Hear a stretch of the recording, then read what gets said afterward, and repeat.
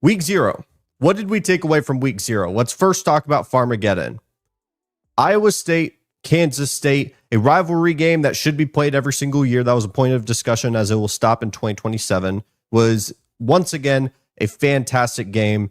And once again, Iowa State has Kansas State's number for a multitude of reasons. Let's first talk about just the conditions of the game. It was gross. It was sloppy. Rain was in and out. Fog was in the air. Smoke was in the air in terms of the fireworks lasting all the way to what felt like halftime. You had 4 total fumbles in the first half. It was ugly football, and that's the best type of football in my opinion.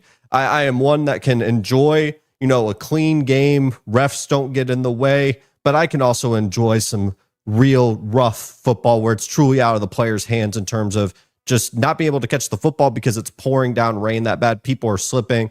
It was ugly for that first half, to say the least. And honestly, I was going into this game fully expecting Avery Johnson to take that leap forward. And I think one of the things we first have to talk about when reviewing this game, if you were to just look at the box score and just watch what Avery Johnson produced, it was 21 of 30, almost about 300 yards, 3 passing touchdowns. And you would look at Rocco Becht and say, how did Iowa State win this football game? And transparently, there's a reason why we actually watch the games on the field, because I think Rocco Becht was the better quarterback than Avery Johnson. And Rocco Becht probably played one of his worst games where Avery Johnson statistically was better, but he does not have the leap that I was wanting him to have. Now, it's week 0. Things can change. It's a weird environment. Dublin, Ireland. Coaches were already talking about how this game specifically will have some ramifications on how the players travel, and it'll take a couple weeks to just get acclimated back to the United States and that formula and that schedule. I didn't see it from Avery.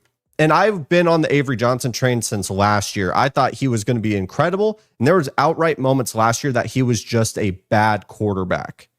And truthfully, the biggest problem I had in this game was the area that I wanted him to leap and take a jump was going to be his mechanics outside of the clean pocket.